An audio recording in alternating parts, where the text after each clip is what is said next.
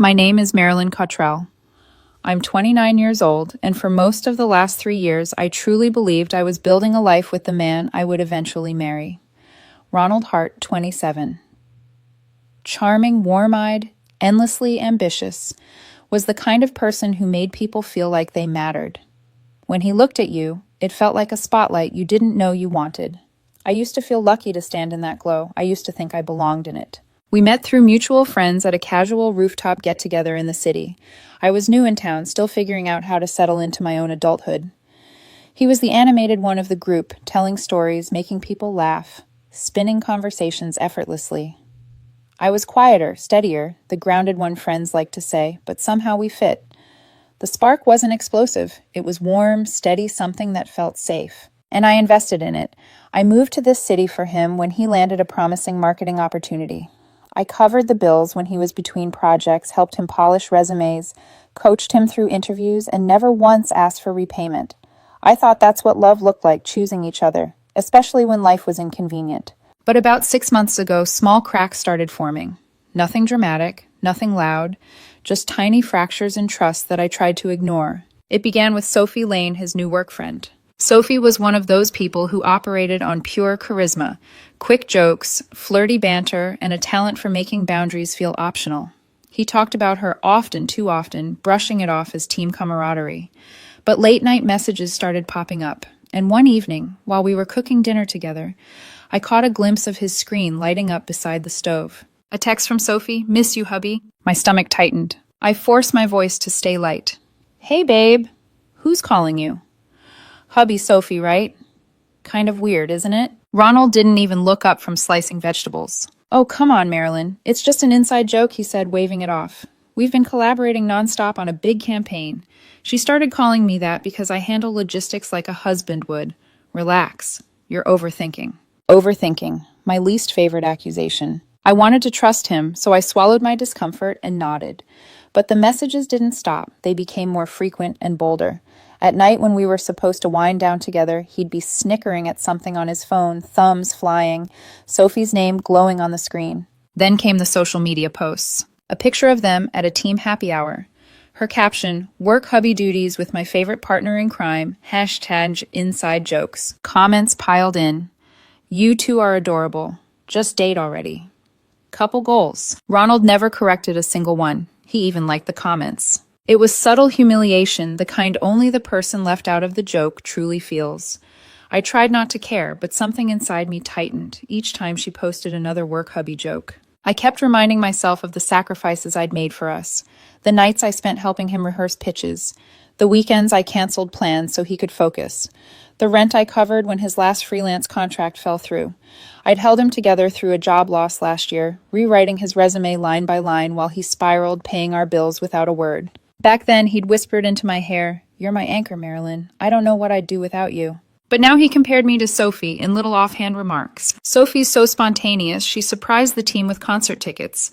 Sophie is fun. She's the kind of person who lives in the moment. Why don't we try being a bit more adventurous like she is?" Every comment chipped away at the foundation I thought we had. One night, after coming home late from a team outing, he tossed a receipt into the trash, a fancy dinner for two at a restaurant we'd never go to because we were supposedly saving money. When I asked, he shrugged. "Client meeting. Sophie's better at closing deals, so we work together a lot." I wanted to believe him, but my intuition, the one I usually trusted, thrummed like a warning bell. And then came the moment that broke something inside me. I overheard him on the phone with his sister while I was folding laundry in the bedroom. His voice drifted down the hallway, casual, almost amused. "Marilyn's great, but Sophie, she just gets me. The whole hubby thing. It's harmless fun. Honestly, it feels natural." Harmless. Natural. Words that cut in ways yelling never could. I sat with that ache for days, trying to tell myself not to jump to conclusions. Maybe I was imagining things. Maybe he wasn't replacing me. Maybe I just needed to communicate better. But the truth was already in motion. It hit its peak that Friday evening. I came home from work exhausted, craving our usual quiet night in takeout, a movie, maybe falling asleep together on the couch. But when I walked in the air in the apartment felt wrong. Ronald was pacing phone in hand, expressions strangely rehearsed. He looked up, crossed his arms, and said, "We need to talk." A chill ran through me. "What's going on?" I asked. He sighed dramatically as if I were the one inconveniencing him. This relationship, it's not working for me anymore. You're stable, sure, but I need excitement. Passion. Sophie and I, we've gotten really close. Really close. My heart sagged, but my face stayed still. Close how Ronald. He gave me a look like I was being intentionally dense. You saw the texts. The hubby thing. It's not a joke anymore. We've been seeing each other for a couple months. She makes me feel alive. With you, it's predictable, comfortable, but boring. Boring. After everything I'd carried for him. Everything I'd given up. I didn't scream. I didn't cry. I just stood there letting the cruelty settle onto my skin like cold rain. So you're choosing her? He nodded, almost smug. Yeah, and I think it's for the best. You'll find someone who appreciates your predictability. My chest tightened, but all I said was, okay. I didn't know it yet, but that single word, calm, quiet, controlled, would become the turning point of my entire life. I don't think Ronald expected me to stay calm. He certainly didn't expect me to stand there without collapsing, begging, or fighting for the version of us he'd already rewritten in his head. My silence unsettled him. I watched it flicker across his face, a brief twitch of uncertainty, before he shoved his hands into his pockets and kept talking, trying to regain control of the narrative. Look, he said this transition doesn't have to be dramatic. I was thinking, you could stay on the couch for a bit until you find a place. Sophie's coming over in a couple of days so we can all clear the air, make things less awkward. I blinked. Clear the air with the woman you cheated with. He scoffed, laughter spilling out in a sharp, condescending bark. Oh my God, Marilyn. Cheated. The spark between us was already gone. You know that. Don't be childish. Childish. After 3 years of carrying him through every setback, every crisis, every moment he doubted himself, I was childish. But I didn't argue. Not because I agreed, but because something inside me had shifted into a colder, sharper version of myself. A part of me that finally understood no explanation, no plea, no logic would ever make him see the truth. He had already chosen his story. Fine, I said simply. His brows lifted, surprised by how easily I accepted the end of us. But he mistook composure for defeat, and that was his first mistake. Good, he muttered, grabbing his coat. I'm staying at a friend's place tonight. We can talk more later. He left with the confidence of someone who believed the world revolved around him. Someone who thought I would sit on that couch all weekend, stewing, waiting, hoping. Someone who expected me to be exactly as he'd always painted me, predictable, safe, static. But the moment the door clicked shut behind him, I finally exhaled. The silence was deafening at first. Pain seeped in through the quiet humiliation, betrayal, disbelief. But beneath all that, something else pulsed. Resolve. I refused to be the woman he used as a stepping stone toward excitement. Not anymore. By morning, the decision was made. I didn't pack in a frantic rush. I packed with purpose. I folded my clothes neatly, gathered the books I'd brought from my hometown, unplugged the tech equipment I had bought with my own money, including the monitor he always insisted he worked better on. I dismantled the coffee station I set up for us. I pulled down the framed photos he never bothered to hang straight. Piece by piece, I reclaimed my life. By midday Saturday, half the apartment looked hollow. By Sunday afternoon, it barely resembled a home. I handled everything quietly. Canceled the joint streaming accounts. Transferred utilities to his name. Requested mail forwarding. Booked a storage unit across town. Loaded my car with the last of my things. There was no anger in my movements, only clarity. No dramatic music, no tears, no shouting. Just a woman stepping out of the story someone else tried to confine her in. Before I left for good, I wrote a note, brief, neat written, in the same handwriting he once teased me for saying it looked too formal. I placed it on the kitchen counter where he couldn't miss it. The joke's over, so are we. I didn't sign my name. I didn't have to. The drive to the motel on the edge of the city felt surreal, like coasting through the remains of a dream I'd already woken up from. I checked in under my own name, took a long, hot shower, and collapsed onto the stiff mattress. For the first time in months, no phone buzzed with his needs, no passive-aggressive comments, no little comparisons to Sophie. The silence wasn't painful anymore. It was peaceful. By Monday morning, I'd already made another life-changing decision. I called my boss and requested a transfer to our company's satellite office in another state. The opportunity had been available for months, a growth track promotion I'd delayed for Ronald's sake. Now nothing tethered me. My boss approved the transfer within hours. Turns out I wasn't predictable. I was dependable, consistent, reliable, qualities they valued, even if Ronald didn't. Over the next few days, I tied up loose ends, updated my address, packed what remained into my car, booked a long-term rental near the new office, blocked Ronald on every platform without ceremony. I didn't disappear. I simply removed myself from the places where he expected access to me. The first week alone was quiet, too quiet.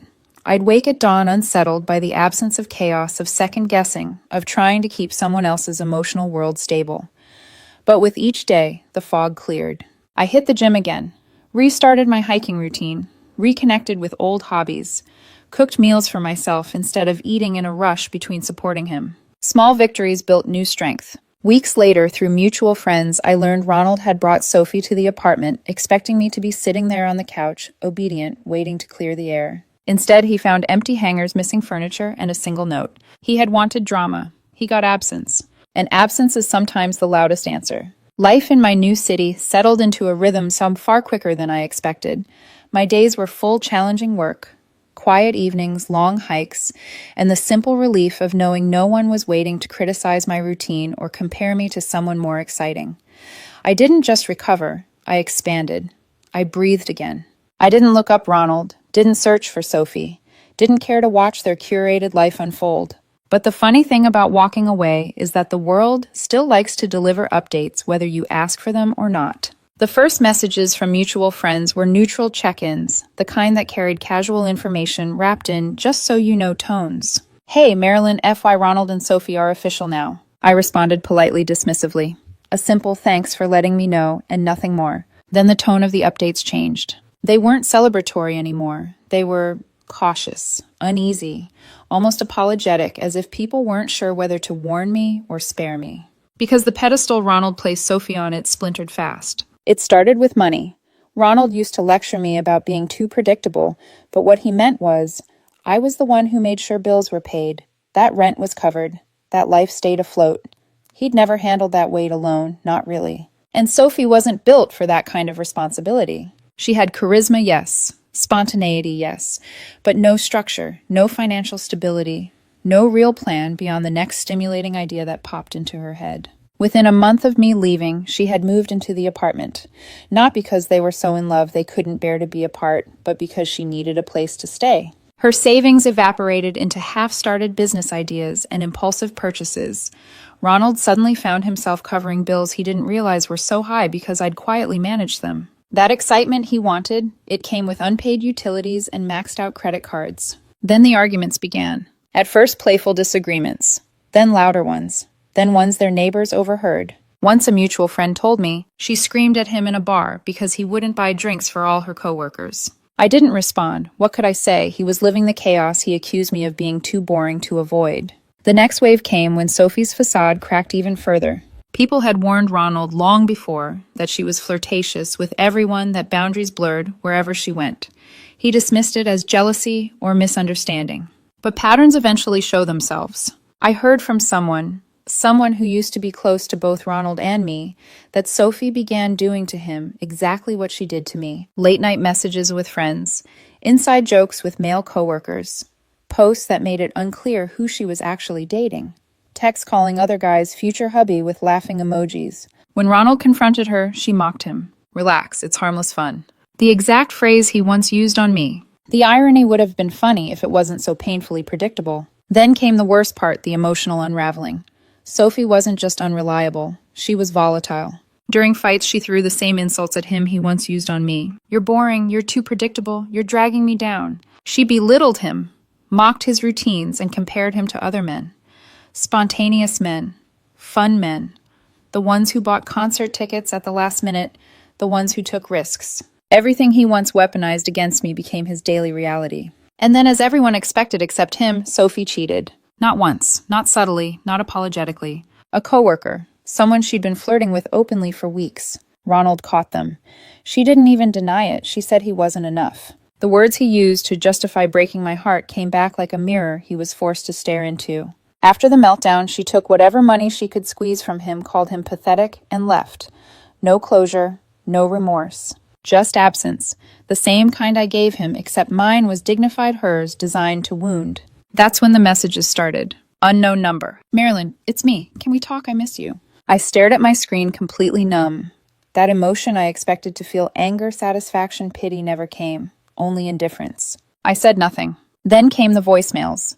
His voice was thin, cracking in places, trying to sound remorseful, but still carrying that familiar manipulative undertone. Look, Sophie was a mistake. You were the stable one. You were the good one. I see that now. Stable. The word he once used to demean me was now his lifeline. I deleted every message. But he didn't stop. More texts, more calls. One friend had clearly shared my new number and apologized later for it. When silence didn't work, Ronald escalated. He showed up at my old workplace not knowing I had transferred states. A former coworker texted me, "Your ex is in the lobby looking like he hasn't slept in days." I didn't even reply. He was finally living the consequences of the decisions he once framed as exciting. Still, he wasn't done. One evening, my doorbell rang. I almost didn't answer, but a strange instinct, closure, curiosity, or simply wanting to look him in the eye, one last time made me open the door. And there he was, eyes red-rimmed, clothes wrinkled, face thinner, like someone who'd been eaten alive by his own choices. "Marilyn," he said, breath trembling, thank God. "Can I come in? Please. We need to talk." I didn't step aside. "What do you want, Ronald?" He rushed toward me with words, confession, excuses, emotional debris spilling everywhere. He told me everything: Sophie cheating, Sophie draining him financially, Sophie screaming at him, Sophie mocking him, Sophie leaving him with unpaid bills and a shattered ego. He said he felt stupid, manipulated, used. Then he looked at me with tearful desperation. "You were always the one who cared, the stable one, the good one. Please, give us another chance. I promise I'll change." There it was, the hypocrisy laid bare. He didn't want me, he wanted rescue. The same stability he mocked was now a lifeline he was drowning without. "No," I told him, calm, absolute. That single word sparked something dark in him. His face twisted. "No, after everything you just left without a fight, you walked out like a coward." I stayed steady, like you walked out emotionally long before Sophie arrived. He sputtered. "That's different." "It wasn't different," I said. "You just didn't expect me to have the strength to leave." I closed the door on him mid-sentence. And this time the silence that followed wasn't heavy. It was final. After I shut the door on Ronald, I expected peace. A clean ending. Silence. But men like Ronald don't accept endings they didn't orchestrate themselves. And women like Sophie aren't the only people in his orbit who enable him. The first call came the next morning. A number I didn't recognize. I let it ring. Then the voicemail notification appeared. "Marilyn, this is Lena, Ronald's sister. You need to talk to him. He's falling apart because of you. Don't be cruel. Be an adult and handle the mess you made." I listened to it once, jaw tightening, then blocked the number. The second message came through email, a joint letter from his parents. Polite, performative, judgmental, in that passive-aggressive way only people who've never taken responsibility for anything can manage. "Dear Marilyn, we have always liked you. Ronald has told us how you abandoned him without warning. He is hurting. Please come back and sort this out properly. He deserves a second chance, and you owe it to the relationship you shared." I literally laughed. I didn't owe anything to people who rewrote history the moment it served them. Ronald abandoned me months before he ever packed a bag. He just did it emotionally, privately, and with Sophie's help. I deleted the email without replying. But the campaign wasn't over. Over the next week, Ronald used multiple burner numbers to send everything from guilt trips to insults. One message read, "You're heartless. Enjoy your perfect little life. When I'm back on my feet, you'll regret this." Another, "Please, Marilyn, I have no one. Just talk to me." His desperation wasn't about love. It was about losing the safety net he always assumed would be there. So I blocked every new number one by one until the digital noise finally stopped. And then, months passed. Quiet months. Healing months. I focused on the life I was slowly building. My new job became more fulfilling. I settled into my apartment decorating buying plants, learning the creaking sounds of the old wooden floors. I reconnected with friends I'd drifted from. I invested time in myself, hobbies, evening classes, hiking groups, and somewhere along the way, without forcing it, without searching, without needing the validation, I met someone. His name was Arthur Brooks. We met through a colleague's birthday dinner. He was kind, calm, thoughtful, in ways that felt almost unfamiliar after years with someone who thrived on chaos. Arthur asked about my life without pushing. He listened more than he talked. He didn't need to be the center of attention. He made small moments feel meaningful. And slowly, gently, I let myself trust again. We started dating quietly, comfortably, naturally. No games, no inside jokes designed to humiliate, no comparisons to someone louder or more exciting. Just peace, the kind that feels earned. 8 months after leaving Ronald, a close friend of mine back home was getting married. I debated whether to go. Mutual friends would be there, and the possibility of Ronald showing up lingered in the back of my mind. But it was a friend I loved like family, and I wasn't going to avoid my own life just to dodge someone from my past. So Arthur and I flew back together. The wedding was beautiful. Warm lights, soft music, that unmistakable hum of people celebrating love in all its messy, shimmering forms. Arthur held my hand as we walked in, and for the first time in a long time, I didn't feel like someone bracing for impact. But whispers started sooner than I expected. Apparently Ronald was there, and apparently his life had gotten even messier. Someone quietly told me, he's still unemployed. He had to move back with his parents. Things got bad after Sophie left. I nodded politely. It wasn't my business anymore. But of course, the world likes drama, and Ronald had always needed an audience. He spotted me during the reception. His steps faltered, his eyes widened, and for a moment the entire room around him seemed to blur. Then he saw Arthur's hand around my waist, and something in Ronald's expression cracked. Later that evening, while Arthur and I were getting drinks at the bar, Ronald approached. Desperation clung to him like sweat. "Marilyn," he said, voice strained, "can we talk alone?" Arthur immediately squeezed my hand. He didn't step in front of me. He didn't posture. He didn't challenge Ronald.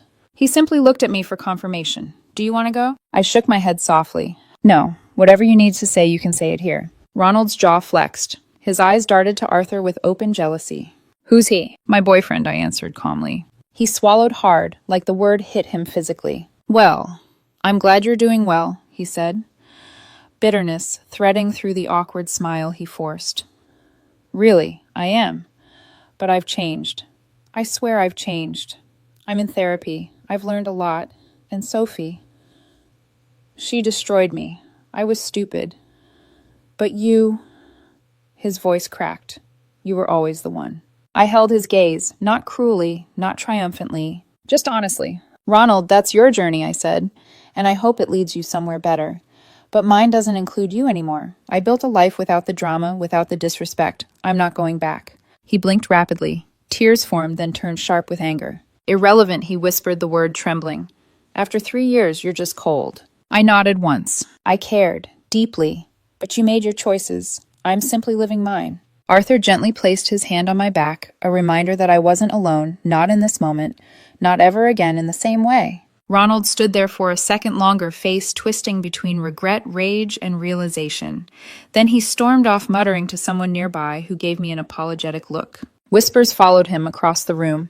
Everyone had heard pieces of the story by now. And as Arthur and I left the reception early, the night air cool and soothing, I felt something profound settle in my chest. Closure, peace, freedom. The kind you don't fight for, the kind you choose. Arthur and I walked out of the reception hall into the crisp night air, and for the first time in what felt like years, my heart wasn't heavy. It wasn't confused.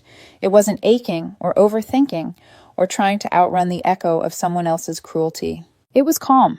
The music from the ballroom faded behind us as we stepped into the parking lot, and Arthur laced his fingers through mine. No pressure, no questions, just presence, just warmth. "Are you okay?" he asked quietly. And I realized I was. "I am," I said. "Really, I am." He smiled, the kind of smile that made my shoulders drop and my breath ease, the slow, earned kind. The kind I never knew I needed. We drove back to the hotel with the windows cracked open, letting in the cool breeze. Streetlights flashed rhythmically across the dashboard.